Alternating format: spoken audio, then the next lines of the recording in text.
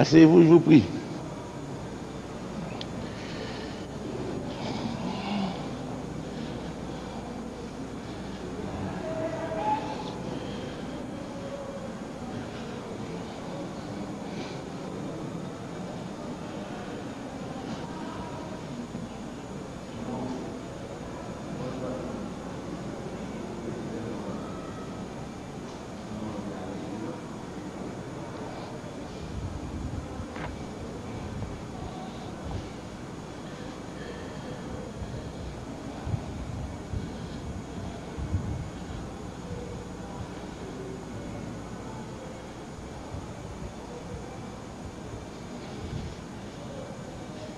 Mesdames, Mesdemoiselles, Messieurs, bienvenue une fois de plus dans cette maison pour la continuation du dialogue avec la presse et à travers la presse avec l'opinion publique nationale et internationale, puisque je vois ici quelques représentants de la presse étrangère. Je voudrais cette fois-ci, dans mon introduction, être bref. Loisir de poser des questions, car j'imagine que depuis la dernière fois qu'on s'est vu, beaucoup de questions probablement seront adressées au président de la République sur l'évolution générale des choses, particulièrement dans cette perspective des 3 mois que nous avons bouclés, contrairement aux espérances et illusions de certains. Ensuite, parce que, bien sûr, la dernière fois, je me suis laissé aller au point de donner à la conférence de presse une durée de 2 heures, ce qui est bien sûr inaccoutumé, anormal. Donc, comme la conférence sera d'une durée plus brève, mon introduction sera également plus brève.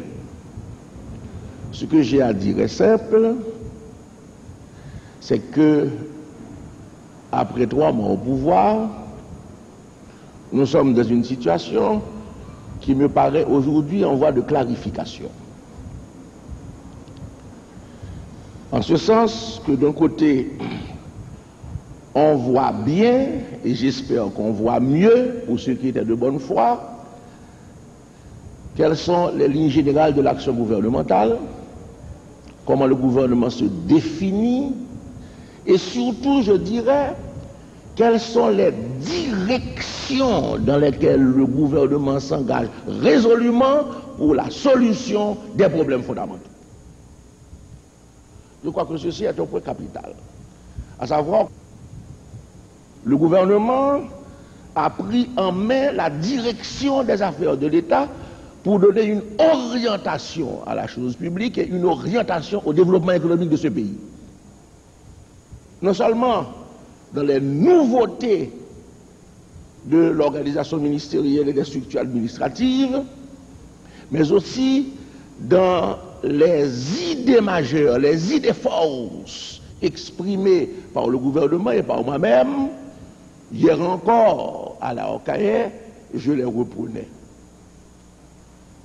Il y a donc là, très nettement, désormais, une vision possible du profil du gouvernement, de sa volonté d'action, de l'orientation qu'il donne à son travail et de la direction que le pays doit prendre avec nous, conformément à nos promesses et à nos engagements, conformément à notre programme de gouvernement, changer la vie. Qui veut nous définir et nous comprendre doit lire et relire, changer la vie.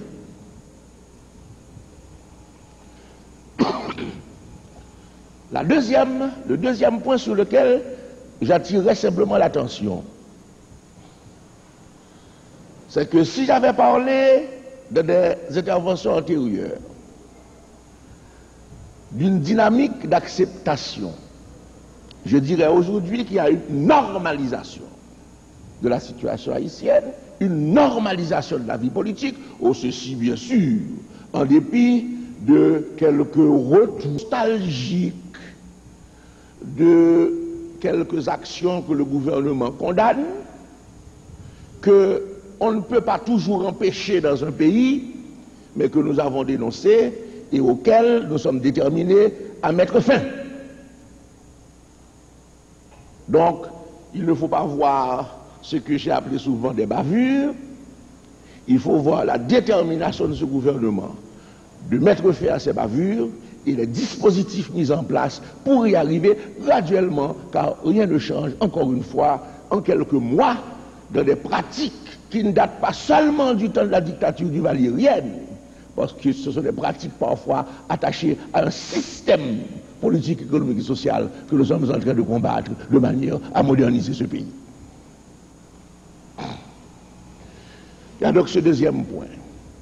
Au-delà de la dynamique d'acceptation, une normalisation des choses, et à la faveur de cette normalisation, c'est le troisième point sur lequel j'insisterai, ou j'évoquerai simplement, que ce que j'évoquerai simplement, je n'ai pas le temps d'insister, c'est malgré des critiques qui rarement sont justes, je dois le dire, quand c'est la malchance de ce gouvernement, des critiques qui rarement sont justes. Quand elles sont justes, nous en tenons compte, car nous l'avons souvent dit, nous sommes des hommes de bonne volonté.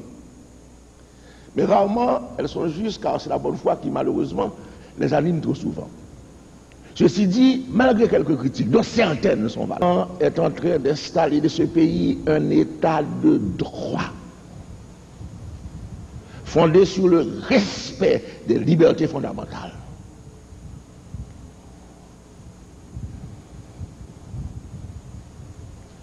Quiconque observe en toute honnêteté la scène politique haïtienne doit reconnaître que la liberté fondamentale existe. Liberté d'expression, liberté de réunion, liberté d'association.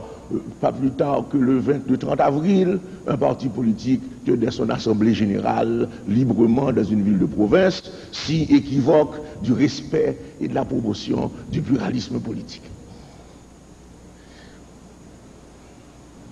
Ce souci de l'état de droit nous amène parfois à fermer les yeux sur des violations qui ne sont pas de notre côté, mais que nous tolérons simplement parce que nous nous disons qu'il faut à tous un temps d'apprentissage, un temps d'ajustement, que l'exercice de la liberté s'apprend, progresse, se perfectionne et que nous arriverons, comme je l'ai souvent espéré et comme je l'attends, à ce point de maturité de part et d'autre où l'exercice des libertés peut se faire sans appréhension dans ce grand dialogue sans lequel il n'y a pas de patrie possible, comme je le disais hier, il n'y a pas de progrès possible non plus.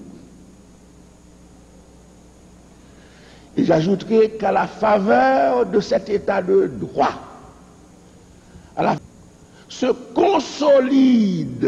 consolide, au moins dans de très larges secteurs de la population, malgré une situation économique et sociale très difficile et même critique, dont on ne peut pas nous rendre responsables en toute bonne foi. Eh bien, nous dirons que malgré les difficultés d'une situation économique sociale intenable presque pour le peuple, pour les masses populaires, il y a dans ce pays une attente. Il y a dans ce pays une espérance.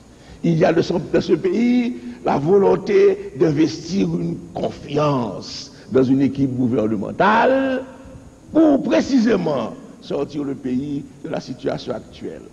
C'est la raison pour laquelle nous qui sommes sérieux au travail, nous gardons imperturbablement l'optimisme dans une attitude de sérénité souriante.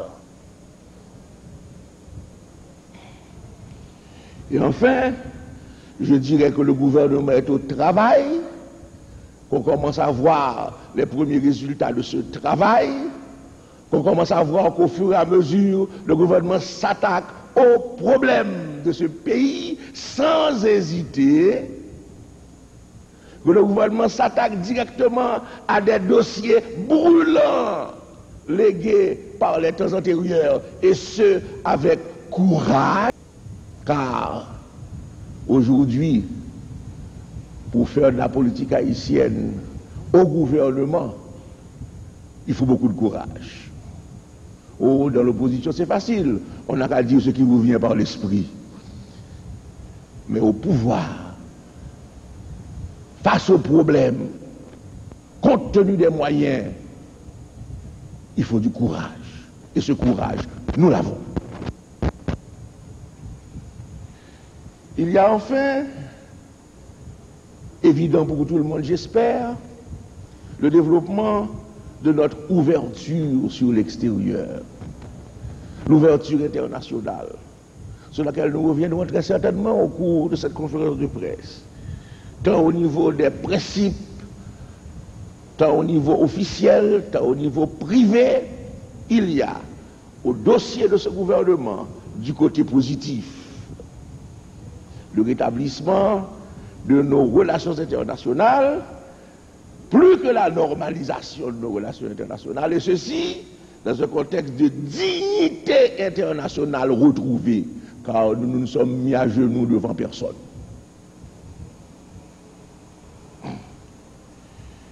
Ceci dit, sur le plan interne, nos rapports avec les institutions s'améliorent, la reprise dont certains doutaient a commencé, le climat et le ton sont donnés par le gouvernement. Honnêteté, compétence, les réalisations commencent à se voir et se verront, particulièrement le mois prochain où véritablement il y aura du nouveau, heureusement pour ce peuple qui a tant attendu. Donc, je peux dire que sur tous les fronts, à des degrés divers, avec des succès d'importance diverses pour le moment, le gouvernement, malgré un climat qu'on a tenté de créer, le gouvernement aujourd'hui est en mesure de dire: nous avons fait le maximum de ce qui pouvait être fait dans la situation qui a été la nôtre, et donc aujourd'hui nous sommes en mesure, après avoir commencé largement à mettre de l'ordre, car il fallait d'abord mettre de l'ordre dans la maison, et nous continuons à mettre de l'ordre dans la maison. Vous savez que la réforme administrative s'étend, mais aujourd'hui c'est le secteur parapublic. Après que nous ayons entamé le secteur d'administration, et bien nous pouvons dire que le gouvernement se sent plus confiant, parce qu'ayant plus l'expérience des difficultés, des obstacles, des oppositions, et ayant prouvé qu'il est possible à des hommes de bonne foi de faire les sacrifices nécessaires, mais que nous n'avons pas encore atteint, pour lequel nous travaillons. La mobilisation nationale que nous avons annoncée. La mobilisation nationale pour la solution des problèmes critiques qui menacent l'existence même de ce pays. Nous sommes certains que l'équipe gouvernementale au pouvoir est l'équipe du sauvetage national. Sauvetage national qui se fera par étapes, car on ne sauve pas un pays qui a pris une ligne descendante depuis des décennies, sinon des siècles. On ne sauve pas un pays en 5 ans. C'est la raison pour laquelle nous insistons pour qu'il y ait cette succession régulière de mandats quinquennaux qui permettent à l'œuvre collective de sauvetage national de se poursuivre après nous, c'est-à-dire à la fin des 5 ans que la Constitution nous a octroyés et au-delà desquels nous ne resterons pas une minute de plus, donnant la parole et la responsabilité à ceux qui viendront après pour continuer ce sauvetage national. Je crois donc que ce qui est important à dire, puisque vos questions vont m'obliger à entrer dans des détails, dans des précisions, c'est qu'on se rend compte qu'au moins au gouvernement de ce pays, le changement est là.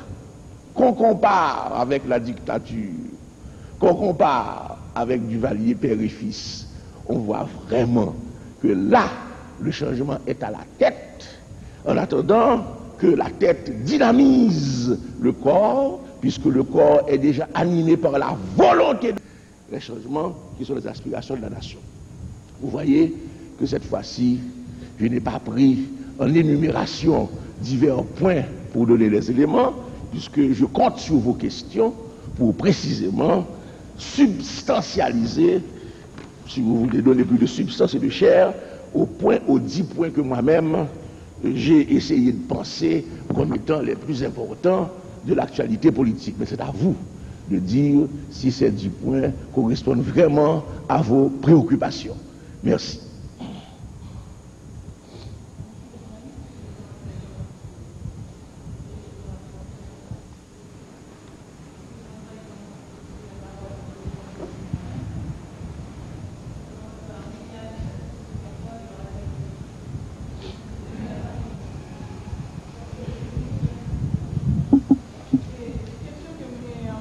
Et Samda Emando, président Maninga, et ou pas parler de lui dans l'exposé qu'on se fait là, mais on connaît que lui n'a pensé, parce que lui n'a pensé tout le monde qui l'a et dans tête peuple haïtien en tout. C'est concernant brigade vigilance que le gouvernement Célestin avec vous-même gagne un projet pour nous le mettre sous pied. Pas rien jusqu'à présent qui prouve que l'armée n'est pas capable de contrôler la sécurité dans le pays pendant toute l'année qui se passe, puis précisément 2 dernières années, et particulièrement 2 dates dans tête, 17 janvier, leur élection, et puis avec 7 février, là que tu as installé dans le pouvoir.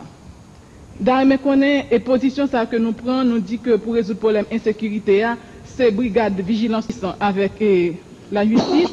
Est-ce que ça t'avait dit que le monde a interprété et geste ça, ou initiative ça, comme si nous a dit que l'armée en faillite? Deuxième volet dans la même question, nous connaît tout. Est-ce que, d'après l'attitude ça qu'on prend, et grand pile comité quartier qui gagne dans le pays, qui levait contre lui, qui n'est pas d'accord avec la décision que le gouvernement prend pour mettre brigade vigilance ça sous pied, est-ce que ça veut dire que on va retourner à une idée qu'en pile brigade vigilance déjà accusé ensemble avec le comité quartier qu'il y a 30 ans de cela, vous te faites partie de monde qui te mettait équipe Tonton Macoute sous pied? Est-ce que c'est une idée de plus que 30 ans que vous voulez accomplir encore une autre fois dans la société haïtienne?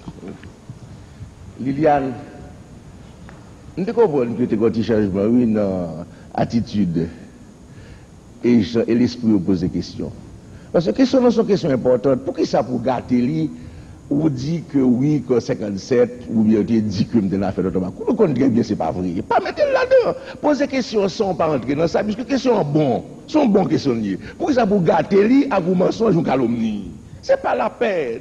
Nous dépasser ce stade ça. Tout le monde connaît compte, Tonton Macoute, tout le monde connaît pas de jamais n'a fait Tonton Macoute 57. Pas mettre là-dedans, pas gâter question. Je viens je dis pour me parler avec nous en amis. Pas faire que vous si n'a pas agressé dès le départ. Oubliez ça. Pas dire encore parce que c'est pas vrai. Ok? Alors, je vais une question fondamentale. Affaire brigade vigilance là. Comprenez bien.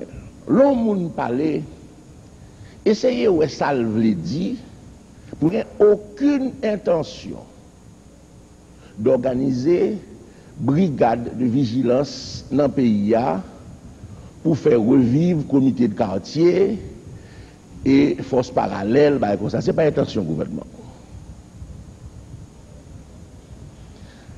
Si nous demandons au Premier ministre là, il t'a expliqué nous exactement ça qu'il devait dire.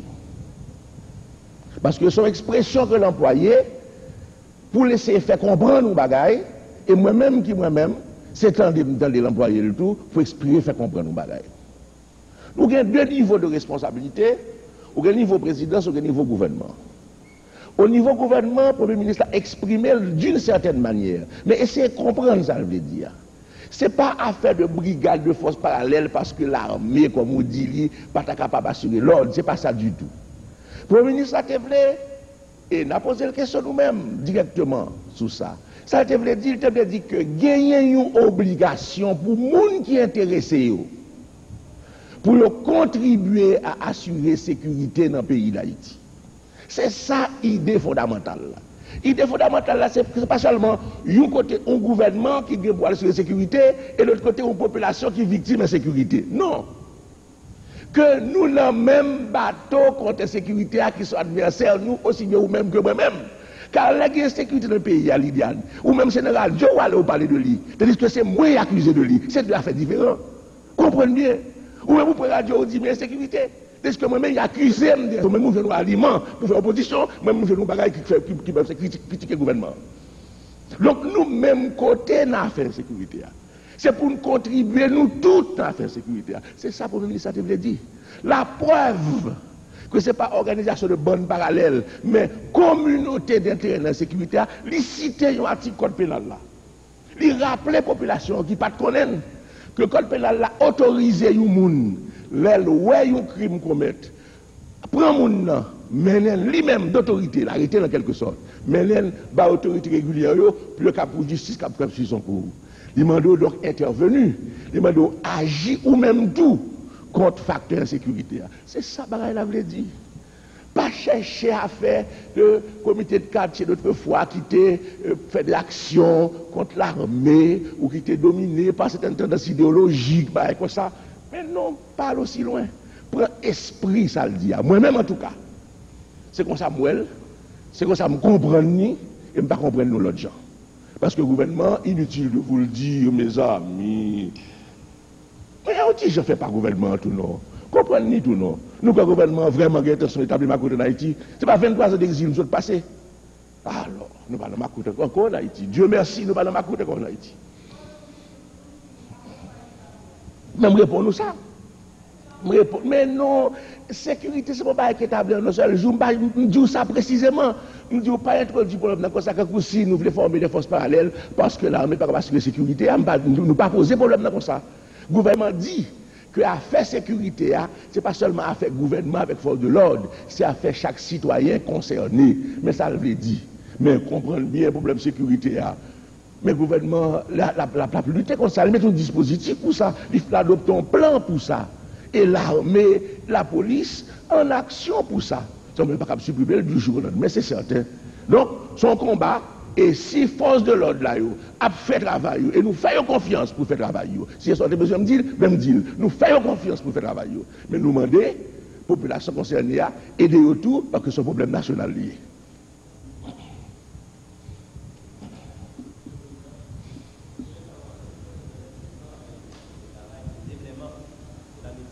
Parce que jusqu'à présent, on n'a pas senti les effets. Bon, c'est pas photo, c'est pas sentir. Chaque monde a un sens aiguisé ou pas. Mais le travail a commencé sérieusement, déblément. Évidemment, il y a des gens qui comprennent que d'un seul coup, nous avons provoqué tout le monde. C'est évident que non. Réforme administrative, encore une fois, insister là-dessus. Ce n'est pas révoquer le monde. C'est d'abord mettre structure en place, et ensuite, bien sûr, c'est changer personnel. Mais dans plusieurs départements, personnel est changé. Si vous dites pas alors à ce moment-là, on ne peut pas suivre l'actualité quotidienne du pays en tant que journaliste. Parce que moi, je une chronologie là. Une chronologie, réalité pays depuis me passer jusqu'à aujourd'hui. Chaque jour, dans la chronologie, il y a un changement dans l'administration.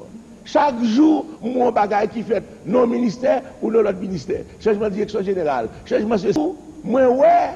Que pour y aller, le secteur parapublic qui est intervenu, ou du pas un changement, ni l'autre qui commence le changement, ciment qui commence le changement, semaine prochaine, tonne, ou après changement dans notre secteur, ou du pas quand même, donc ou pas jamais un changement, parce que yo là devant ou, sous pas ouais, par contre, qui doit point, changement commencé. Dis-moi côté comprendre que nous t'apprenons plus vite, alors laisse ça m'a dit oui, ou t'es une perception que nous t'apprenons plus vite, mais nous pas aller aussi vite qu'au même où t'es quoi, mais pour la constitution, bah nous 6 mois. Pour nous changer dans le pays ici, nous avons 3 mois seulement. Donne-toi les autres mois, on va écouter changement pour venir.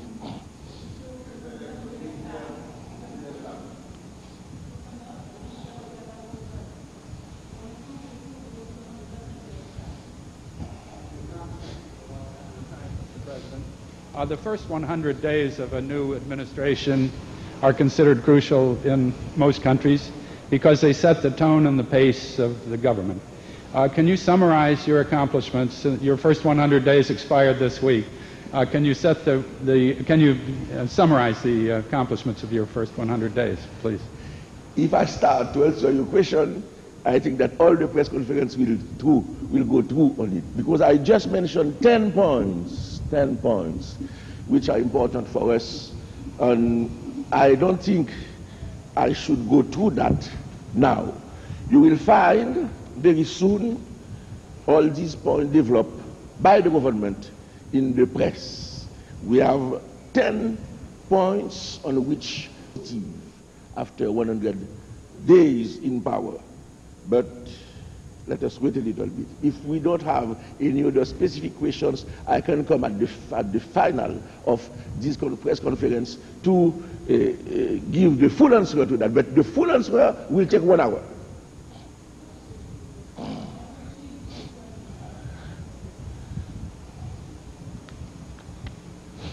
Monsieur le Président, vous avez dit tout à l'heure que dans votre exposé, qu'en dépit du climat qu'on a tenté de créer, votre gouvernement a fait jusqu'ici le maximum. Alors, pouvez-vous nous identifier ce secteur? Oh, il ne s'agit pas d'identification de secteur, mon ami. Nous avons dépassé ce stade. Nous sommes en train simplement de constater qu'effectivement, il y a eu des tentatives. D'abord, la sécurité dont on parlait tout à l'heure.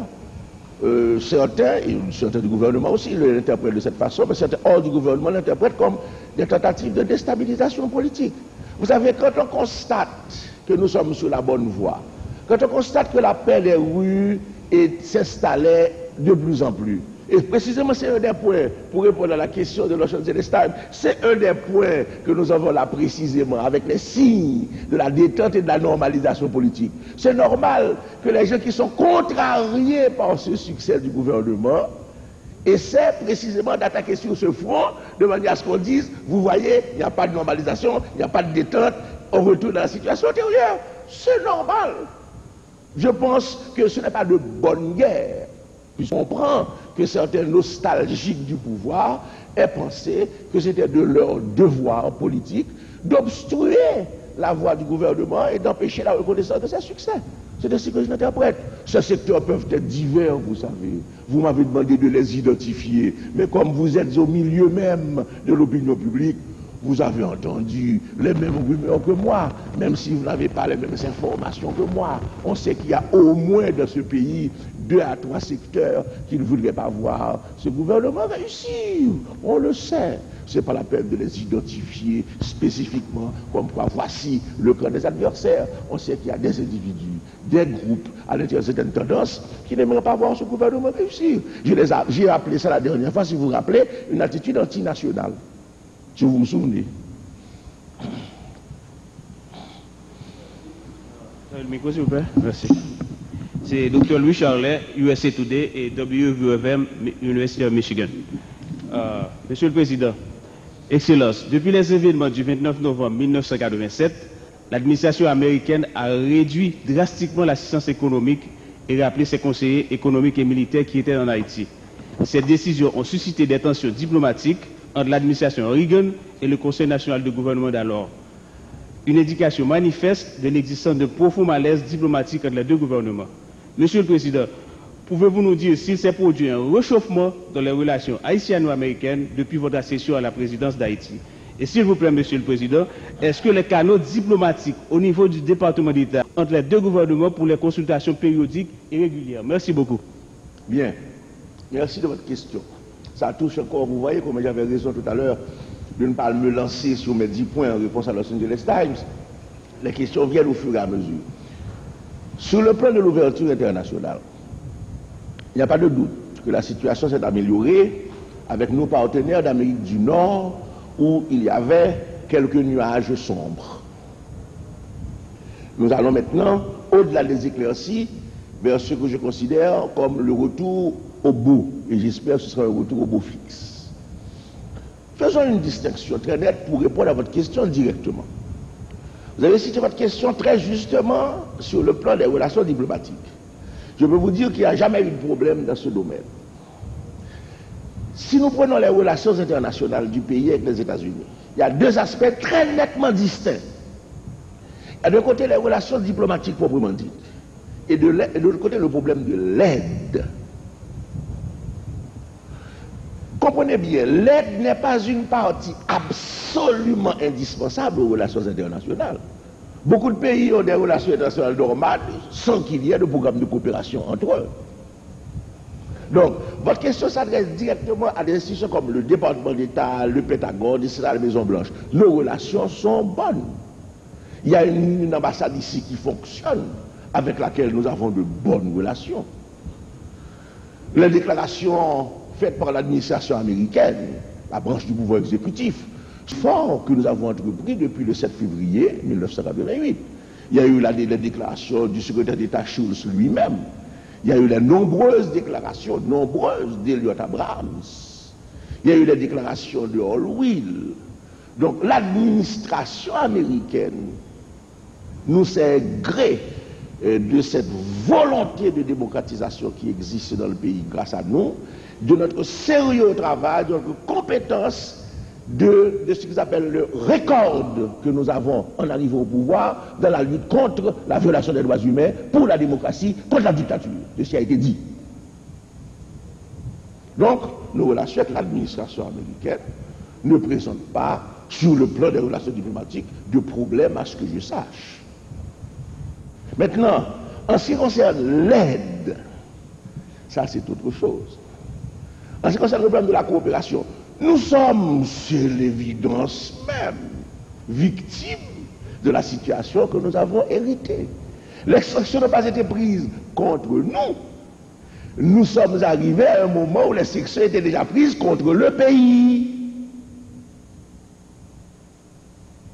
Ce qui constitue quelque chose de tout à fait différent. C'est tellement vrai que ça me gêne de le dire. Mais quand on parle de ces sanctions et de notre gouvernement, on dit, quel que soit le respect qu'on a pour M. Maliga et son gouvernement. Ce sont des choses qui se répètent, vous l'avez lu vous-même dans tous les textes et dans toutes les déclarations.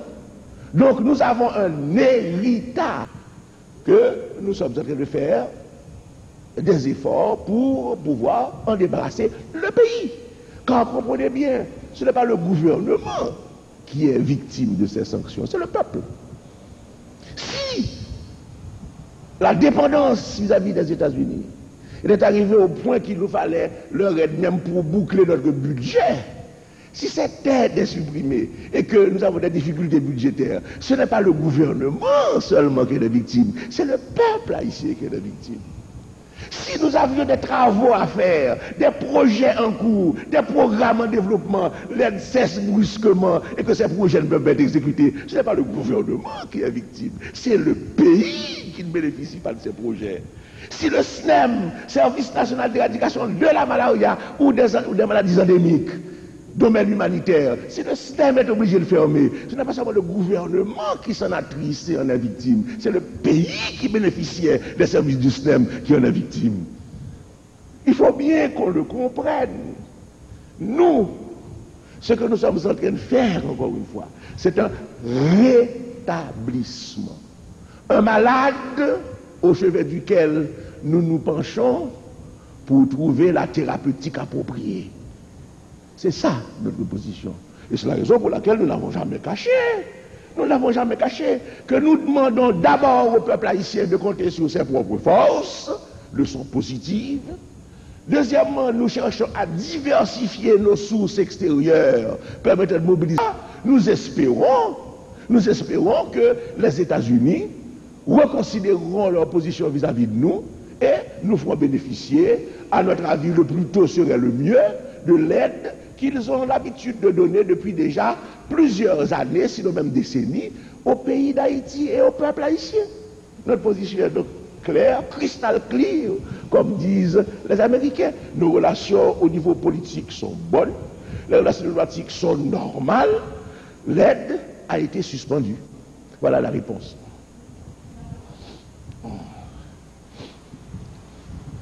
Président Maniga, nous t'arrêtons ou éclaircissons sur ça. Le gouvernement Henri Nanfiat a quitté dans la caisse de l'État pour le gouvernement 3 mois. Là.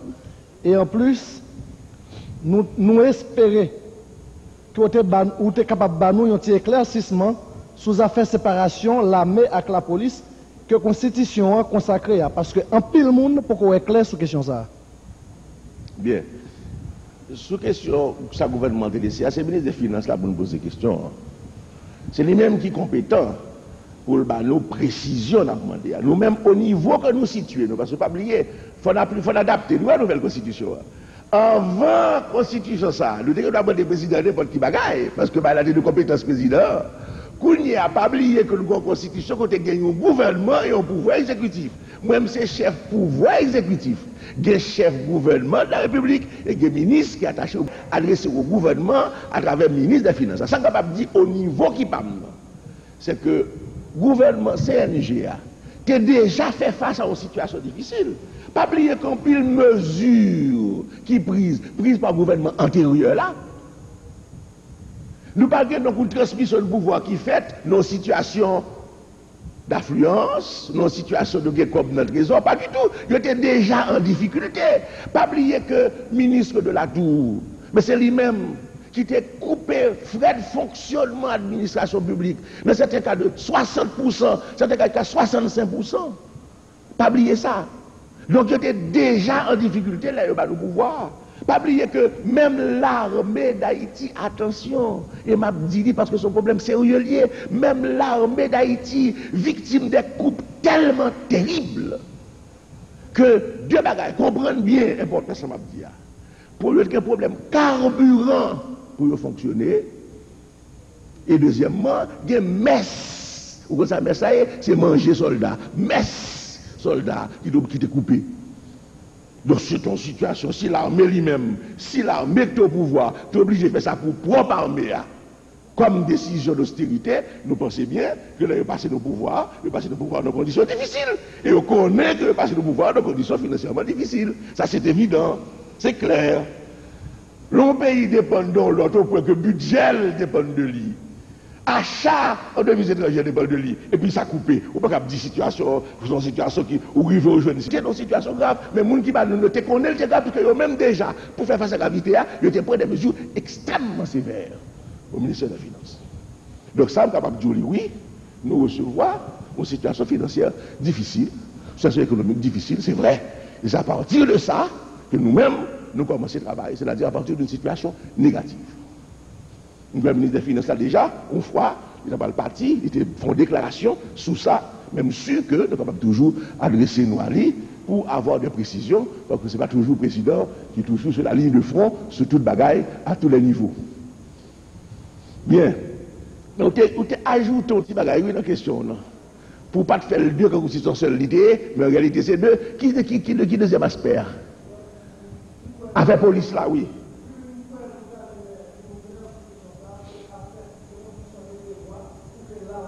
Ok. Bien content de poser question. Bien content de poser question parce que c'est une point, ouais, c'est une point de réserver tout. Problème application de la Constitution. N'allez le plus loin que le matériellement possible et politiquement possible dans l'application de la Constitution. Il y a des choses nous faire tout de suite. Nous préférons suivre sa Constitution dit pour faire pour arriver à lui-même. Ça fait le paraître plus lent. Parce que la Constitution posée, en pile problème d'application, on dit déjà, en pile procédure. Problème police là, oui, la Constitution dit qu'il faut le séparer de l'armée. Mais ça nous fait. Dans la loi organique là, pour tenir compte de nouveaux systèmes d'entrée là-dedans, système démocratique que d'entrée là-dedans. Ça nous fait. Eh bien, d'abord, nous séparer des forces nationales de l'intérieur. C'est deux départements différents. Ah, c'est un important. Deuxièmement, surtout pour répondre directement à la question, non?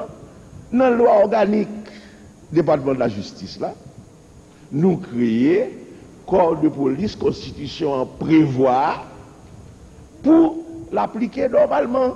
Et les premiers ministres qui en même temps ministre de la justice déposé projet de loi organique ministère de la justice là, c'est tout à fait naturellement que c'est dans le département de justice, la Jean Constitution en Vléa, que vous prévoit organisation police pays d'Haïti. Et comme nous connaissons très bien, parce que sous poser question en tant que journaliste, nous supposons suivre ça qui va passer la Chambre. On connaît très bien que la discussion commençait déjà la Chambre, sous projet ça, et sous question ça en particulier. Question ça déjà, commençons le débat, qu'à continuer la Chambre retourner au travail. Donc, l'homme de dit qu'il n'est pas clair. Mais si, pareil, la clair, c'est clair. Le gouvernement dépose un projet de loi. Enfin, en vertu du projet de loi, ça, conformément à la Constitution, la police pourra l'organiser au sein du département de la justice. Projet de loi déposé conformément à la Constitution. Donc, il est clair sur l'intention du gouvernement et sur l'action gouvernement.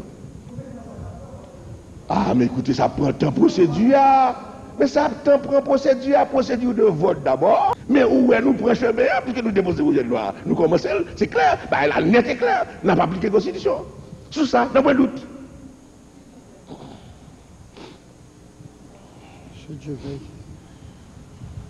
Monsieur le Président, a dit des hommes de politique, quand un gouvernement fait des publicités sur des plaquettes, sur les murs ou écrits de quelconque, c'est dire que ce gouvernement ressent d'ailleurs sa faiblesse. Pourtant, on a pu remarquer à travers le milieu de la capitale que des provinces vivent Maniga pour 5 ans, parfois pour 25 ans. Et d'autre part, si on se rappelle bien, Monsieur le Président, vous avez dit même, je crois, à l'émission en bâtonnelle, que nous garantissons la sécurité. Depuis lors, les morts se multiplient par balle ou par assassinat quelconque, tant que dans la province ou dans la capitale. Est-ce la sécurité, ou du moins, est-ce que votre gouvernement ressent une faiblesse? Telles sont mes questions. Je commencerai par la dernière façon dont vous introduisez votre question, pour vous faire une reproche amicale. Puisque si vous voulez poser une question sérieuse, une fois de plus, pourquoi vous venez avec cette dernière injonction qui colore inutilement, négativement votre question? Car je peux répondre à cette dernière injonction de manière très simple. Est-ce que vous suivez les actualités internationales? Vous les suivez? Est-ce que vous avez vu ce matin les nouvelles par CNN? Est-ce que vous avez vu les problèmes de sécurité qui se posent aux États-Unis et qui ont été exposés par les populations, par les communautés? Est-ce que vous allez dire du gouvernement de Reagan qu'il n'assure pas la sécurité du pays? Eh bien écoutez, ne confondez pas les choses. Savez-vous ce qui se passe dans les grandes démocraties au point de vue meurtre dans les rues, assassinats? Donc ne posez pas la question sous cet angle. Dites-moi plutôt, et ça je l'admettrai, dites-moi plutôt oui, il y a une insécurité qui se dans le pays et qui est préoccupante. Je vous dirai oui, elle est préoccupante pour le gouvernement, elle est préoccupante pour vous, et nous devons prendre toutes les mesures pour y mettre fin. Ça c'est certain. Vous parlez de publicité encore. Voilà, vous, de toute façon. Voyez-vous, il y a une éducation politique à faire entre nous. Vous voulez dire que signifient ces affiches qui sont sur les murs? Pourquoi? Vous commencez par dire que c'est parce que le gouvernement sent sa faiblesse. Mais pourquoi? Les gouvernements qui font leur publicité, leur propagande, sentent leur faiblesse à cause de ça. Quand on veut faire valoir quelque chose, c'est une faiblesse, mais au contraire, c'est une force. Et d'ailleurs, cette histoire que vous avez vue sur les murs, pourquoi vous l'attribuez au gouvernement? J'avoue que je ne comprends pas. Comme c'est le gouvernement qui a ordonné de mettre Jésus voulait Maniga pour 5 ans. C'est parce que des gens avaient mis Jésus sur les murs à des intentions énigmatiques, sinon suggérant quelque chose de subversif. Les partisans du gouvernement, car il y en a, Dieu merci, qui sont vigilants, ont ajouté à Jésus voulait Maniga pour 5 ans. Mais pourquoi voulez-vous aller cette question au gouvernement? Alors vous croyez que nous irions donner l'ordre de mettre les Maniga pour 5 ans? Non, nous ne nous occupons pas à ce niveau, croyez-moi. De minimis non curat praetor.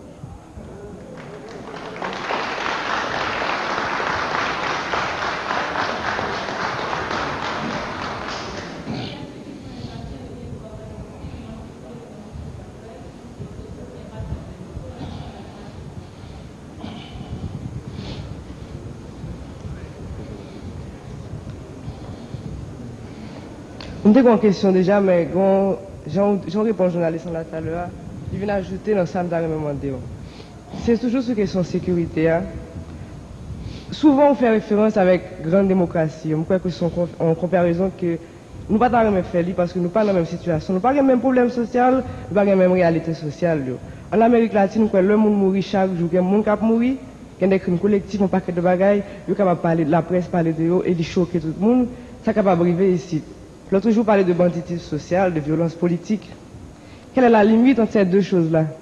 Est-ce que l'œil au boulet, yo boulé ça sans gasoline, yo tiré sur des petits mouns qui te souhaitent les organes, gros paquet de bagages à privé, et qu'on a bon, ou vient avec un plan de sécurité, gros paquet de bagages à la donne, entre autres brigades de vigilance. Où songez 29 novembre, avant 29 novembre, population qui était attaquée, était organisée spontanément.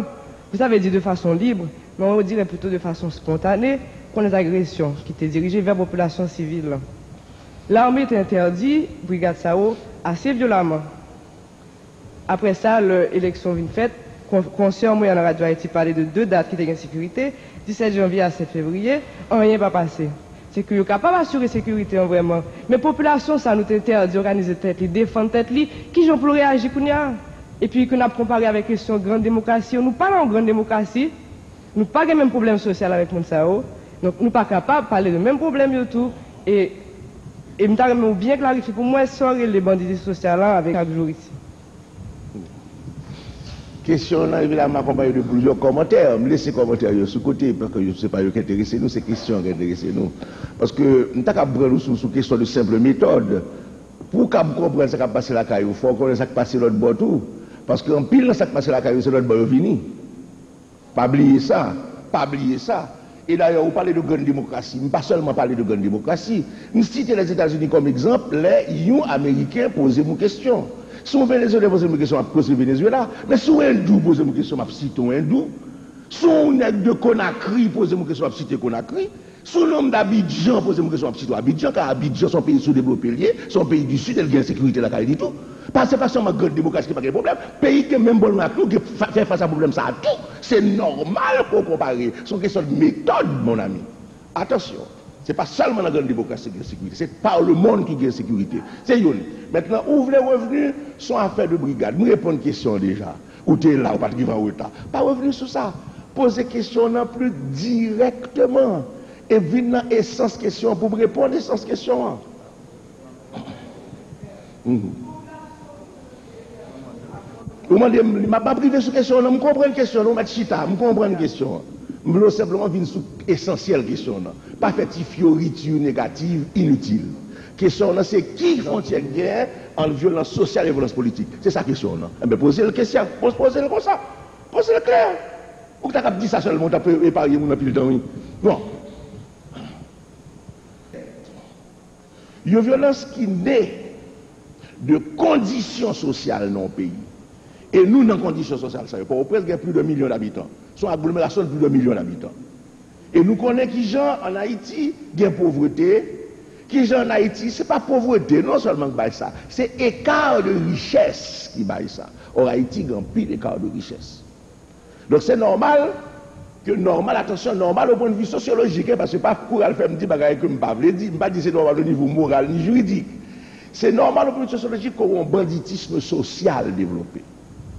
Ancienne société d'Haïti, Thomas, petite société traditionnelle, petite société bucolique, petite société ça, malheureusement, en ce qui concerne Port-au-Prince, il finit. Afin que vous pouvez chita devant la caillou, porte ouvrir, ou al dormir, porte ouvrir pour quitter les rentrées. Malheureusement, il finit. Mais il finit quand il finit Venezuela tout. Venezuela était comme ça il y a de ça 50 ans, 40 ans. Quand il y a le monde, Venezuela a posé, fait lui. Son genre de vie qui finit pour qui ça? Parce que il y a une concentration urbaine avec concentration de problèmes. Donc, un banditisme social qui naît non seulement à racines et chaos sociaux, les gens ont des bagailles et puis lui-même n'y pas gagné. Donc, c'est normal, mais à normalité, encore une fois, sociologique. Mais deuxièmement, bon bagaille qui est important, c'est que le monde est un livre ouvert. Les gens regardent des cinémas, les gens regardent des télévisions, ils hold up. Et faites démonstration. Les gens hold up. Les gens qui je ça vous faites. Il y a des gens qui étaient à l'étranger. Il y a des gens qui étaient à l'étranger, qui rentrent, nous connaissons. Bon bagage que nous capable de dire parce que c'est vrai, ça va me connaître. Nous connaissons déjà des gens à l'extérieur qui t'ont préparé pour ça, les rentrer. Il y a des étrangers tout qui la caillent nous connaissons ça. Il y a des étrangers tout capables de participer dans le banditisme. Donc, le banditisme social. Maintenant, attention, banditisme, comprenez bien, là nous disons banditisme social là. Nous ne pouvons pas dire que c'est pauvre qui fait le nom. Nous disons de fait en raison des écarts sociaux, en raison de rapidité, développement, richesse d'un côté, pauvreté de l'autre. Car non quand mon riche, tout rôle de fait, parce que je fais l'organiser à ce moment-là. Ils font gang organisé, ils mêlent à drogue par exemple. Et c'est même toujours habitué dit, en Haïti, marcher pour drogue, marché intéressant pour le trafic de drogue, ce n'est pas la population pauvre, c'est le monde qui a l'argent. Donc, on a déjà une première rencontre entre banditisme qui naît de écarts sociaux et affaire de drogue. Maintenant, on a une limite qui vient franchir entre ça et politique. Pour qui ça? Il y a des gens qui ne peuvent pas faire un pays démocratique. Ils ne peuvent pas attendre mandat normal fini pour avoir chance. Ils croient que l'intérêt, c'est dans la subversion pour jeter le gouvernement. Alors là, ça ne va pas le faire. Il va faire tentative de subversion. Si on fait tentative de subversion, Ça fait deux bagailles. Nous avons un exemple concret, c'est un dernier dans le pays d'Haïti. Ou bien, il a essayé de déstabiliser le gouvernement politique d'origine, car intention politique. Et deuxièmement, il essayait d'acheter des armes, acheter explosifs pour entrer dans le pays, pour faire assaut. Ce sont des réalités concrètes que le pays vive. Donc, les frontières à chercher, ils disparaissent entre violence sociale et violence politique. Ou pas dans tout pays américain, y compris en Haïti, des fois, l'homme met sous ça ou met sous drogue tout en même temps. Une alliance qui fait, une solidarité qui fait entre drogue et politique. Ce n'est pas seulement la caille nous le fait. Donc, c'est clair qu'il y a des sources différentes de banditisme, mais à certains moments, à certaines conjonctures ou sur certains terrains, on est capable de une rencontre, une utilisation de banditisme social là, par banditisme politique là, de manière à créer un climat de déstabilisation. Donc des fois, le gouvernement est obligé de considérer que le banditisme politique là plus grave, parce que c'est lui qui veut déstabiliser le système pays, tandis que le banditisme social là, lui-même, ils sont à faire, ou à résoudre au fond, ou combattre l'inégalité sociale dans le pays. Les gens joignent travail pour manger, pour satisfaire besoins. C'est comme ça qu'on combat le banditisme social là. Mais ce n'est pas le même genre ou combat le banditisme politique.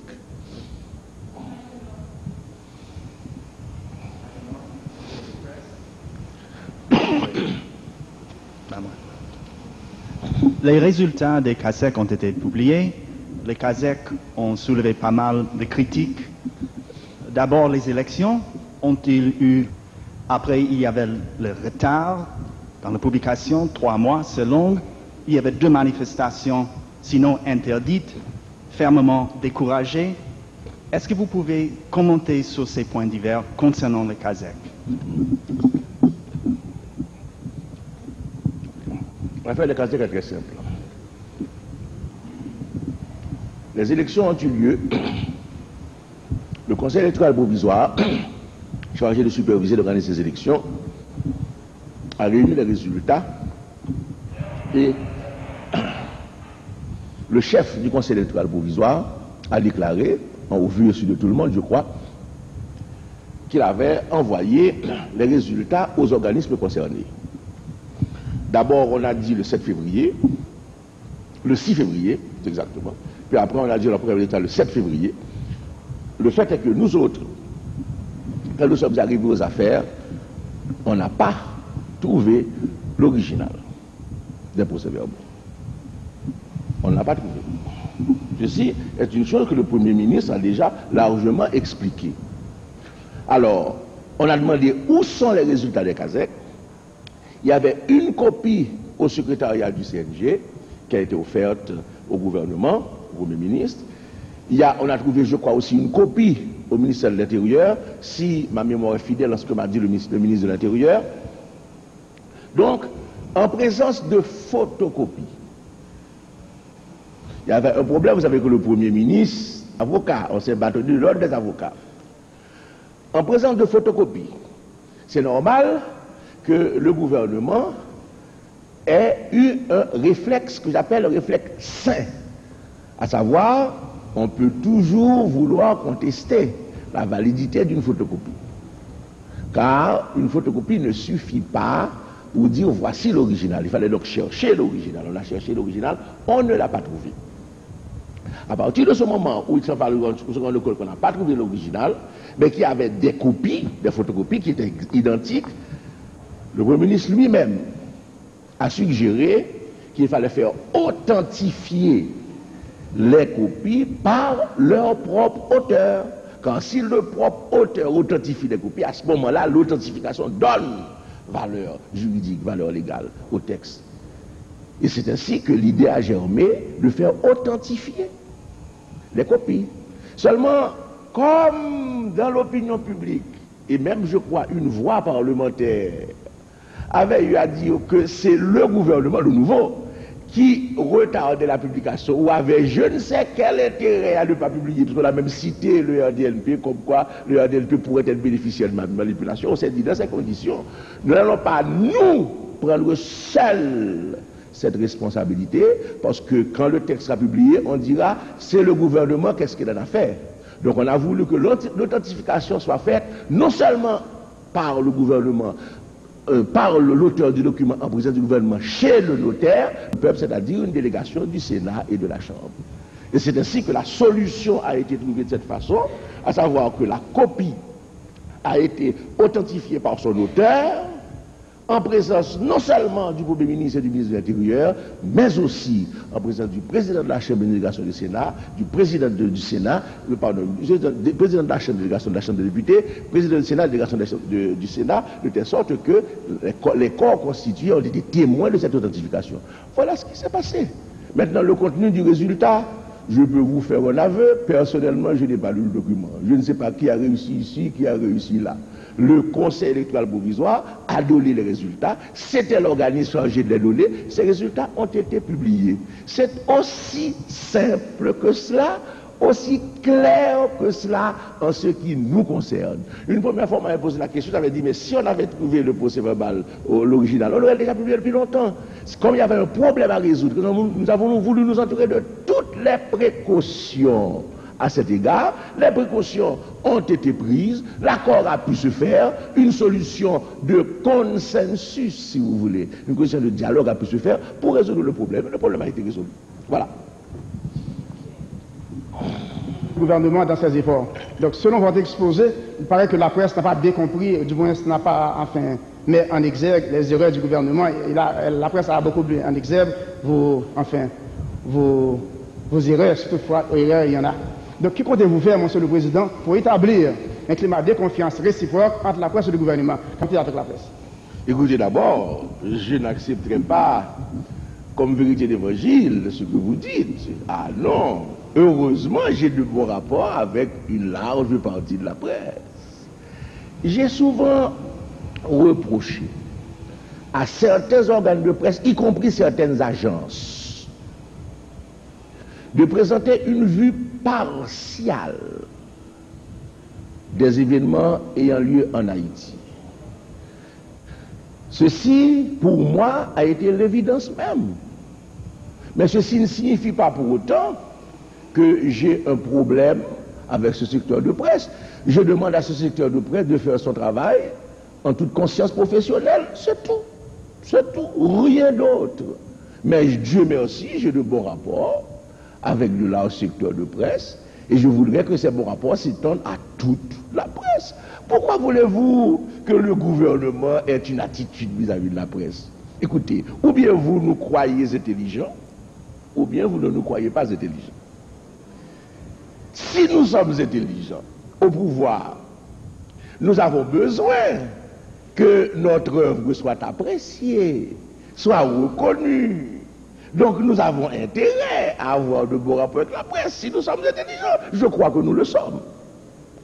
Si donc il y a parfois des problèmes, il faut se demander pourquoi je peux affirmer de ce côté-ci du podium que ce n'est pas une volonté du gouvernement, au contraire.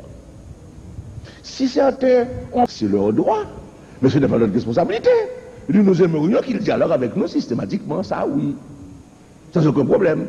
Mais s'ils ont adopté la ligne de la critique systématique, injuste, que je qualifie de mauvaise foi parce que j'ai les preuves de cette mauvaise foi en présentant les événements, à ce moment-là, je constate que malheureusement, je n'ai pas trouvé dans ces organes ou dans ces agences la bonne foi professionnelle qui me faisait croire en leur réputation. Et c'est la raison pour laquelle la dernière fois j'avais dit, je ne peux pas avoir d'estime pour des comportements pareils. Mais attention, de ce côté-ci du podium, le gouvernement a la nette intention de développer les meilleurs rapports avec toute la presse, sans exception ni exclusive. Nous autres, nous avons intérêt à ce que le climat des relations entre la presse et le gouvernement soit le meilleur. Et non seulement nous avons intérêt, mais nous avons foi dans cela. Pourquoi? Parce que c'est notre politique générale.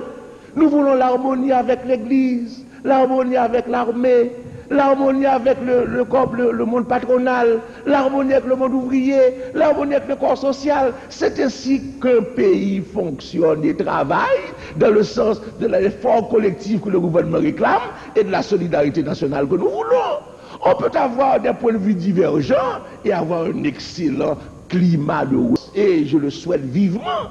Je pense que nous passons par un moment d'apprentissage, c'est ce que je disais tout à l'heure. C'est la raison pour laquelle le gouvernement ne réagit pas. On annonce des événements qui n'ont pas lieu. Tout le monde constate que ces événements n'ont pas lieu. Donc ce n'est pas la peine que nous intervenions. Vous comprenez bien? Mais alors, ce que je voudrais, c'est que les gens qui annoncent ces événements imaginaires vérifient l'authenticité à leur propre source avant de lancer ça sur les zones soit nationales, soit internationales. C'est tout. Nous voudrions qu'ils fassent leur travail en toute conscience professionnelle. Savoir ne rien dire qui soit faux. C'est tout. Mais en ce qui nous concerne, croyez-moi, nous n'avons pas, nous ne nous donnons pas d'adversaires dans la presse, au contraire. Nous voulons être les amis de tous les médias sans exception et nous voudrions que le dialogue puisse s'installer. C'est la raison de cette conférence de presse. Pourquoi est-ce que je fais une conférence de presse?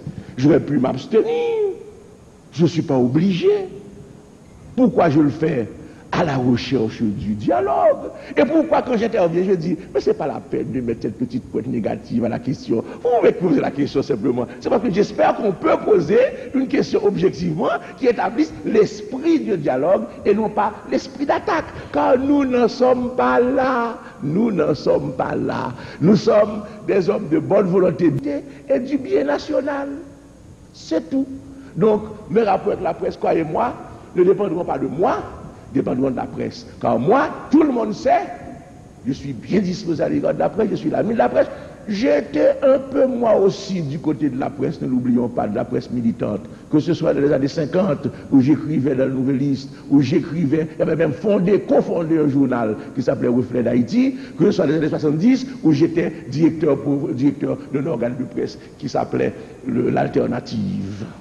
Donc, moi aussi, je réclame d'être de la presse. Je ne peux pas être contre certains secteurs de presse. Je demande simplement à la presse d'être d'aussi bonne volonté que je suis à son égard, d'être claire, d'être juste, d'être objective. Et à ce moment-là, je ne vois pas qu'une divergence puisse créer un climat d'adversité ou d'hostilité. La divergence est normale.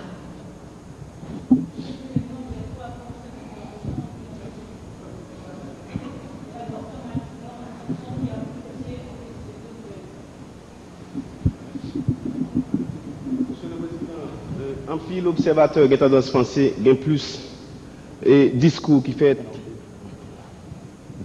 Et on a oublié d'éduquer là. Oui, après, un moment. Oui, monsieur le président, observateur politique qui a tendance à penser qu'il y a plus de discours qui fait intervention à la télévision, conférence de presse et l'autre encore, j'en passe, que des actes politiques concrets qui posent. C'est vrai. Déchets toxiques, pas jamais une solution. La vie vient pichet. Drogue continue à circuler à l'aise.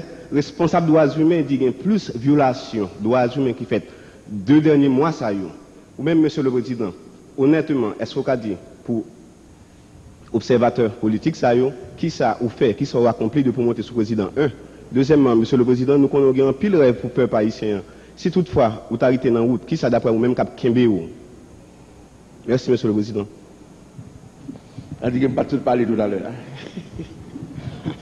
Oui, mais c'est réalité pays, comme ça, n'a pris temps avant une entendre l'autre.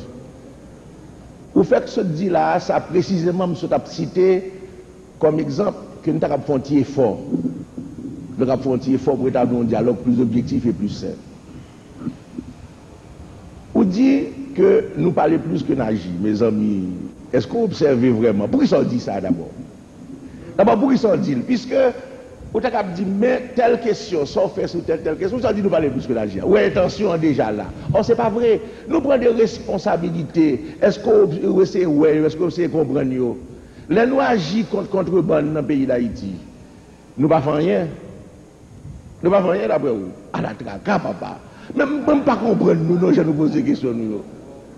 Quand il y a responsabilité gouvernement, ça prend depuis là, action qui est engagée pour remettre le pays à sous rail, lutte contre la corruption qui est engagée dans le pays, réforme administrative qu'a faite, sans garder derrière, il n'y a pas besoin de qui.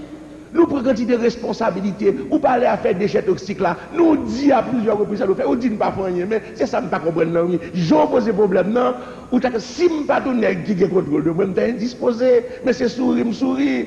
Parce que nous avons fait des déchets toxiques, ça nous dit premièrement, que dès qu'on prend fait tout ça, nous prenons des mesures immédiates conservatoires, Deuxièmement, nous adressons à pays étrangers. Nous faisons 3 examens de laboratoire, dont le dernier c'est l'OMS. Nous dit. Troisièmement, délégation ministérielle, en plus de toute délégation qui est allée déjà à l'OE, ministre déplacé à l'OE qui je vais pour dimanche 1er mai. 3. Quatrièmement, nous faisons action internationale, action auprès de l'ONU, action gouvernement américain. 4. Cinquièmement, nous annonçons dans le dernier petit causé en partenaire là, ça doit être un journaliste qui ne peut pas suivre rien du tout dans le pays. Nous annonçons que solution avant faire moi nous gagnons. Parce que nous avons une solution pour faire venir prendre bagarre et partir avec nous. Mais que comme nous prudents nous-mêmes, si ça n'a pas fait, ça n'a pas appliqué l'autre solution de moyens par nous. Mais déjà, nous gagnons un engagement pour venir prendre nous. Alors, sur l'autre dit, nous ne pas faire rien, nous ne comprendre rien, nous ne pas comprendre, non, ou pas suivre l'actualité. Regarde tout ça nous fait sur une question d'intérêt national, et pour dire, le gouvernement plus parler que l'agir. Mais nous agissons sur question. Alors si chaque fois, nous préparons la même question, mais exactement chaque fois, quand vous n'avez pas de réponse antérieure, dans le dernier petit cause là, moi dis qui disposition nous prend, m'annonce solution. Alors mes amis, comprenez bien, c'est 3 mois de nouveau pouvoir, oui. Attention, c'est 3 mois de guerre, nous avons 6 mois, nous avons 1 an, nous avons 2 ans. Au bout de 2 ans, et nous dit qui solution pour ta question.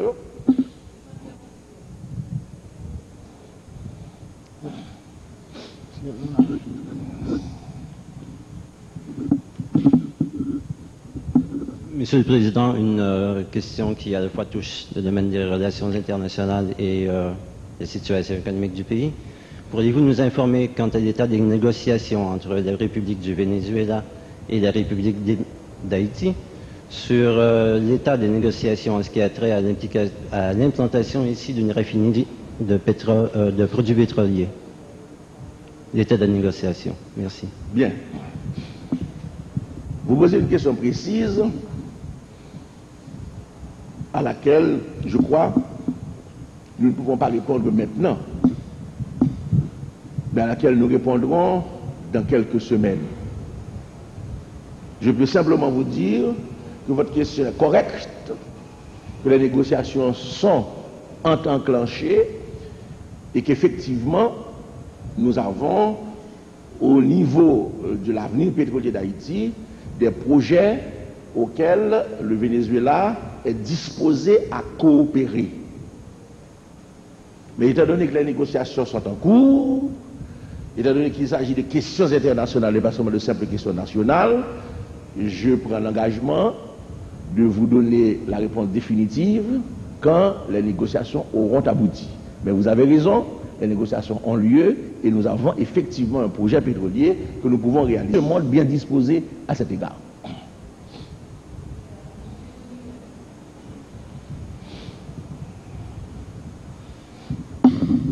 Monsieur le Président, ce n'est pas un secret pour personne que les prisons haïtiennes sont en piètre état. Et forcément, les conditions de détention ne répondent pas aux normes des droits humains. Je voudrais savoir, en tant que chef de l'État, est-ce que quelque chose est prévu en ce sens pour l'amélioration de ces prisons? Merci de votre question. Je vais y répondre de 2 façons. D'abord une réponse générale et ensuite une réponse directe. Je voudrais que nos amis de la presse, qui ont des questions légitimes à poser, et la question est légitime, en la posant se rendent bien compte que nous sommes un gouvernement de 3 mois, que nous sommes un gouvernement avec des moyens négatifs que nous transformons en moyens positifs, et que donc nous ne pouvons pas déjà avoir résolu les problèmes de ce pays. Nous trouvons le pays dans un état extraordinaire. Les prisons, effectivement, sont dans une situation lamentable. Mais ce n'est pas seulement les prisons. Vous savez, quand j'entends à certaines radios à qui je reproche parfois d'être unilatéral, qu'il n'y a pas tel pôle, tel endroit, les populations de tel endroit réclament une école, les populations de tel endroit réclament un hôpital, le gouvernement, que fait le gouvernement? Mais moi je dis, choses ne sont pas faites. Moi aussi je m'en lamente, moi aussi je m'en préoccupe. Mais étant gouvernement, je cherche les moyens de pouvoir y apporter la solution le plus rapidement possible. Mais quand on le dit à l'heure actuelle à travers les autres, ce n'est pas une critique contre le gouvernement, car nous ne sommes pas responsables de l'état actuel du pays, nous n'avons jamais été au pouvoir. Donc c'est vrai qu'il y a une situation, mais cette situation nous l'avons identifiée. Savez-vous qu'il y a eu 2 visites des prisons faites déjà au nom du gouvernement et que la deuxième a été faite par le Premier ministre en personne qui a été voir l'état des prisons, causer avec les prisonniers et proposer la chose. Le gouvernement l'a fait, le Premier ministre en personne. Autrement dit, nous avons identifié le problème que nous avons bien sûr à résoudre. Mais croyez-moi, vous parlez des prisons, c'est-à-dire d'individus qui ont été sanctionnés pour avoir fait quelque chose et qui se trouvent en purgeant leur peine dans des conditions inconfortables. Mais croyez-moi, allez voir donc les casernes à travers le pays, allez voir les avant-postes à travers le pays, allez voir ces soldats qui sont en charge de notre sécurité, ces soldats qui ont pour fonction de nous défendre, allez voir dans quelles conditions ils vivent. Là aussi, il y a des choses extraordinaires. Moi, j'ai vu certains avant-postes, je suis resté à abasourdi. Je vous l'ai déjà dit. Des avant-postes qui sont 103, quand la pluie tombe, le soldat est obligé de se réfugier. C'est une famille voisine. C'est l'état du pays. Nous identifions les problèmes de manière à pouvoir intervenir. Mais c'est inévitable. Je l'ai souvent dit, nous avons hérité d'un pays délabré. Donc, c'est clair qu'il y a des problèmes. C'est clair que nous devons les résoudre. C'est clair qu'au bout de 3 mois, nous sommes en train d'inventorier systématiquement ces problèmes de manière à ce que nous sachions quoi faire pendant ce quinquennat au cours duquel le peuple compte sur nous pour les résoudre et nous sommes déterminés à les résoudre. Oui, nous attaquerons le secteur pénitentiaire comme nous attaquerons d'autres secteurs à problème de ce pays.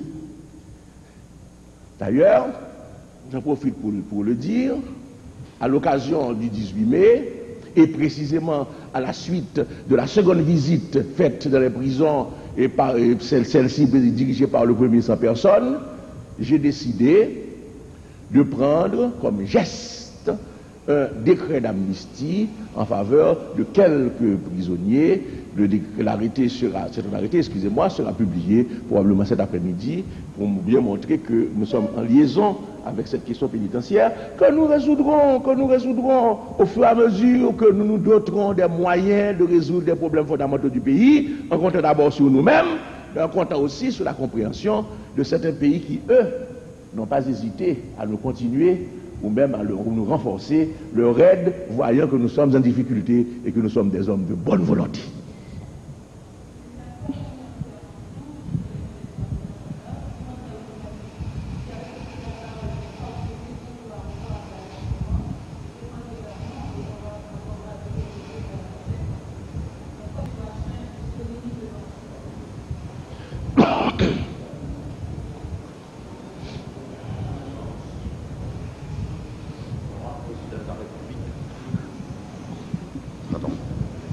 Excellence Frédéric Tardieu Duquesla, un journaliste professionnel de carrière. C'est la discipline même de la conférence.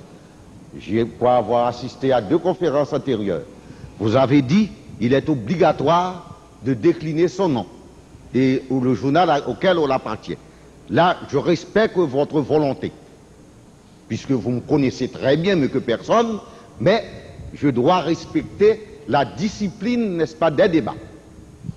Excellence, honorable président de la République, notre éminent compagnon du spirituel, je vous remercie infiniment de l'accueil très cordial que vous m'avez fait ce matin à votre bureau du Palais National. Grâce à vous et à vous seul, j'ai pu ce matin obtenir la parole. Il y avait une discrimination. Je m'arrête là. Et je vais dire ça dans mon bulletin. Excellence, honorable président de la République, notre éminent compagnon du spirituel, comme vous le savez mieux que nous autres, le département de la Grand'Anse, auquel j'appartiens, je suis né à Corail, le département le plus défavorisé, le plus abandonné du territoire national. Vous savez ça mieux que nous autres, vous avez fait votre campagne à travers tout le territoire de la République. Par conséquent, compte tenu de vos relations internationales avant votre ascension à la présidence de la République, avez-vous envisagé dans les années à venir, je ne dis pas tout de suite, parce qu'un président de la République ne peut pas, dans aucun pays du monde, ne dispose pas d'une baguette magique pour 2-3 minutes et tout est réglé. Je dis, avez-vous envisagé dans les années à venir de doter le département de la Grand'Anse d'une usine sucrière pour que Fontenay soit réellement immortalisé à la Grand'Anse comme le fut celui le feu le président Dumas s'est estimé pour le pont de la Grand'Anse que Jean Brillat avait dit, c'était Alexandre Métadi. Merci beaucoup, honorable président de la République.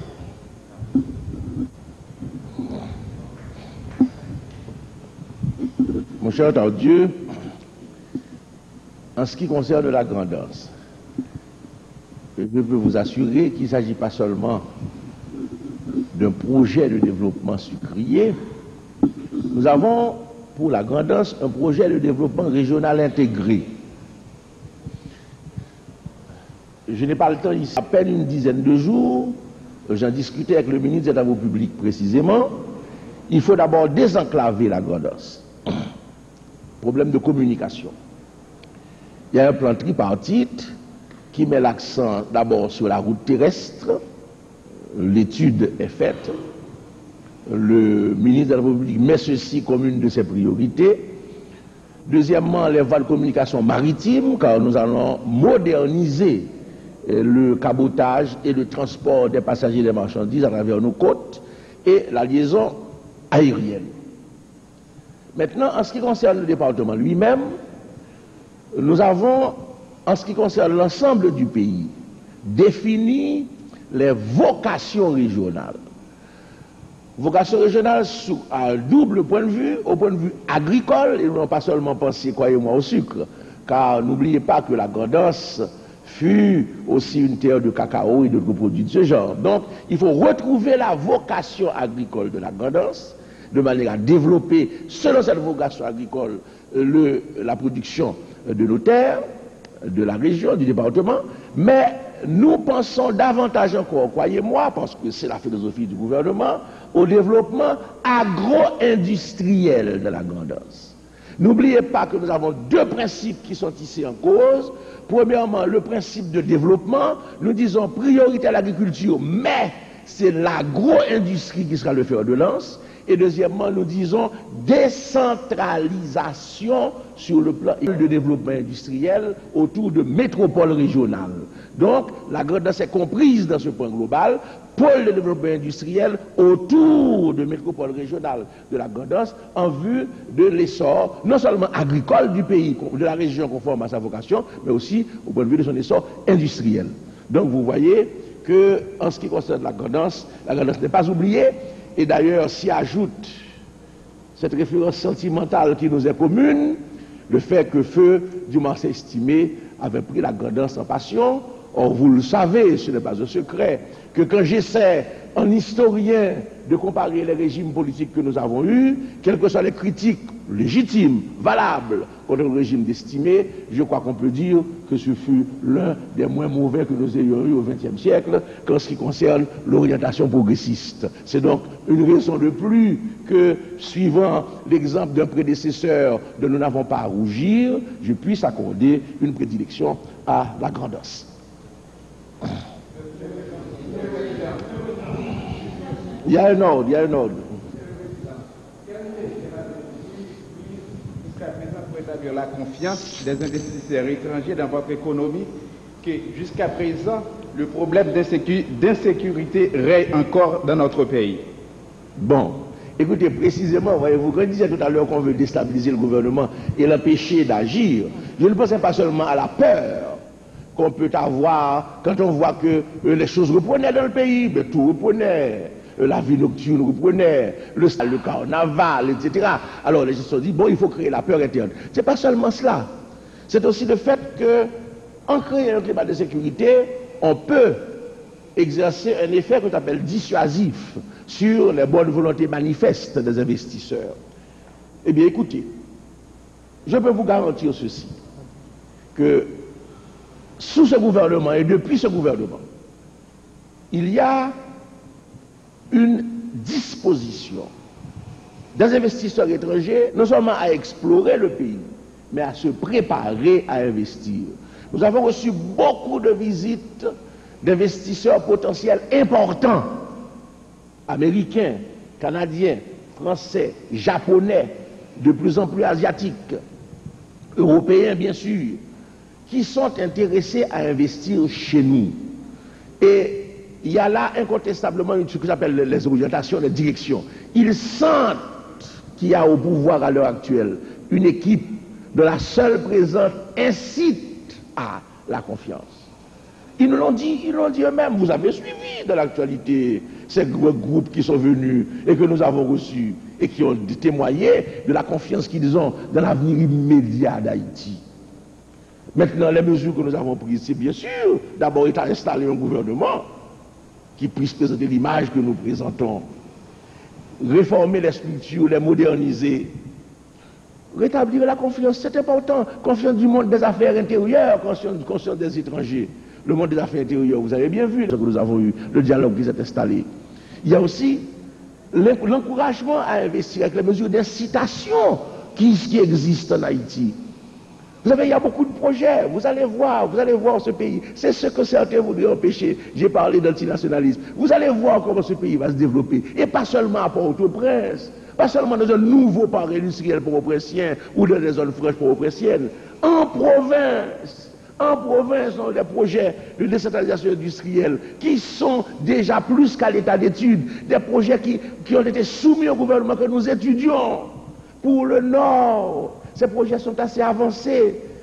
La région des Gonaïves, qui est une région à l'heure actuelle de tension sociale à cause de la misère, eh bien, cette région est promise à un développement selon ces dispositions d'investissement tant étrangers que nationales.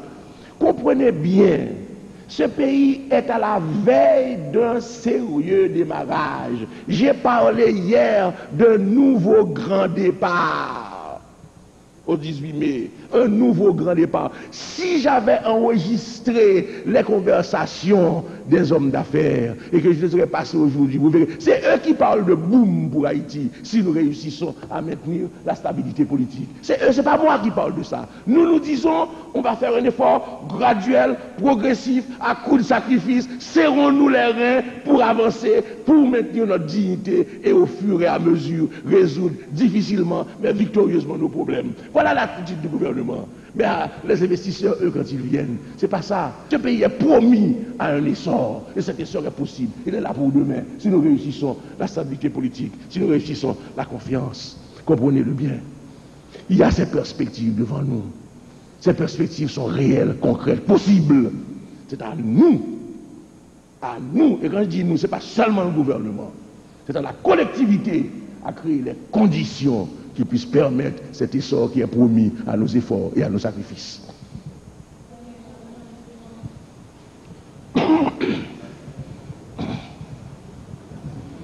Monsieur le Président, le régime précédent civilo-militaire a laissé pendant longtemps l'opposition s'exprimer sur les ondes de la télévision d'État. Envisagez-vous éventuellement dans le futur de rétablir ce droit que l'opposition considère comme fondamental en système démocratique? Bien. Deux remarques à cet égard, Monsieur Levanti. Premièrement, nous ne sommes plus en campagne électorale. J'espère que vous l'avez bien compris. J'espère que vous êtes de ceux qui l'ont compris. Et que donc en campagne électorale, on mesure le temps entre les diverses forces politiques. Je crois que c'est ce qui se passe dans tous les pays démocratiques, en France comme ailleurs.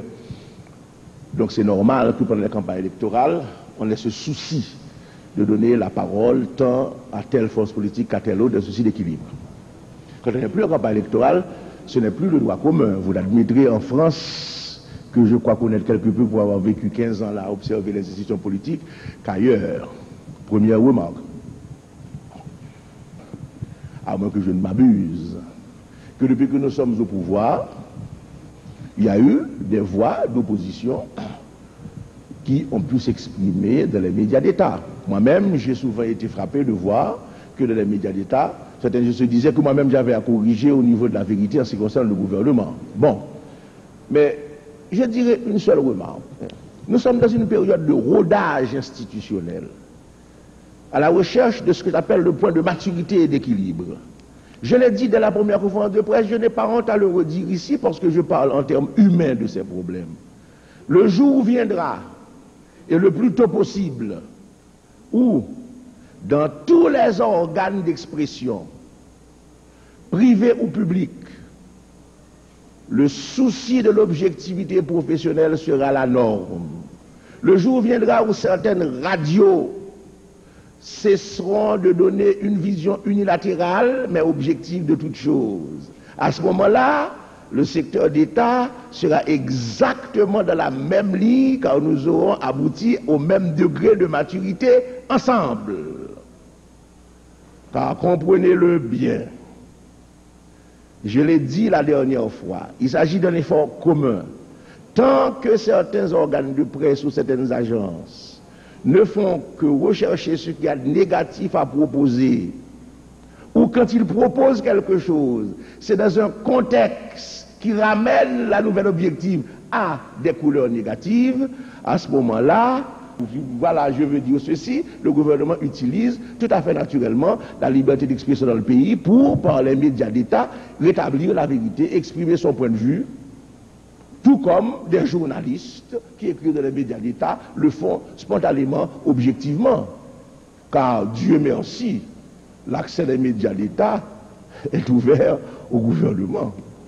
Donc, je crois qu'il y a un progrès à faire, Monsieur le Panti. Si vous voulez que je réponde plus directement à votre question, il y a un progrès à faire qui est des deux côtés, de manière à aboutir à une vision équilibrée, objective, qui donne tous les aspects des choses, et à ce moment-là, nous aurons atteint le point que désire le gouvernement, à savoir le point où, normalement, on puisse compter sur tous les organes de presse pour faire savoir la vérité entière et impartiale sur Haïti. Autrement dit, il y a une période de rodage institutionnel, il y a une période de recherche d'équilibre de part et d'autre, jusqu'à ce que nous arrivions à ce point idéal qui est l'objet de notre préoccupation commune. D'ailleurs, si vous voulez rendre hommage à la vérité, vous reconnaîtrez, Monsieur Levanti, que dans les organes d'État, on ne fait pas de la propagande systématique en faveur du pouvoir. Si vous voulez bien regarder, que ce soit les émissions de télévision, que ce soit le journal Le Progressiste, vous verrez qu'on publie les textes du gouvernement, vous verrez que certains journalistes défendent des points de vue gouvernementaux, mais vous ne voyez pas en faveur du gouvernement. Je peux même vous dire ceci, c'est un secret pour personne, que comme dans 2 numéros de suite, on avait publié ma photo parce que j'étais intervenu en public, j'ai fait la remarque au ministre des Formations, c'est pas la peine que dans 2 numéros de suite, ma photo soit publiée. Et la photo n'a cessé d'être publiée dans tous les numéros du Progressiste. De temps en temps, on le publie, on dit nous autres, nous avons le sens de la mesure, nous avons de l'équité seulement. Un média d'État renseigne tout à fait naturellement sur les activités publiques, car le gouvernement, ne l'oubliez pas, c'est la seule chose qu'on veut trop oublier. Le gouvernement, c'est le gouvernement de tous les Haïtiens. Écoutez, le RDNP peut avoir son journal s'il le veut. À ce moment-là, il peut prendre la position du RDNP. Mais quand on parle du gouvernement, on parle de l'ensemble de la collectivité. Pourquoi veut-on y introduire un esprit partisan? Quand on publie le discours que le président de la République a fait en hommage à toute son ouverture, ce n'est pas un geste en faveur du gouvernement, c'est une affaire nationale. Quand on publie le discours du 1er mai du président de la République lançant le bien rural coopératif, ce n'est pas une affaire d'un parti au pouvoir, c'est une affaire nationale. Le gouvernement, c'est la nation. Ces affaires nationales qui sont publiées. Demain, j'espère, vous allez publier le discours du 18 mai. Ce n'est pas une affaire partisane, c'est une affaire nationale, l'affaire de la collectivité. Où voyez-vous de la partisanerie? Là-dedans, il n'y en a pas. Ce sont simplement les affaires nationales qui sont publiées dans les médias d'État et le gouvernement est chargé par la nation de la représenter avec ses problèmes et avec les solutions que c'est une affaire aussi simple que ça. Il n'y a pas d'autre problème. Eh bien, mesdames, mesdemoiselles, messieurs, je vous remercie d'être venus à cette conférence. J'espère que graduellement, car nous aussi c'est un rodage et un apprentissage, nous établirons le climat idéal qui est possible, être gens de bonne volonté. Je vous réitère ma position personnelle et celle du gouvernement, à savoir que nous voulons entretenir avec la presse les meilleures relations possibles, toute la presse sans exclusive, et que notre intention est de créer dans ce pays un climat de dialogue intéressant tous les secteurs actifs de la population haïtienne. Merci d'être venus.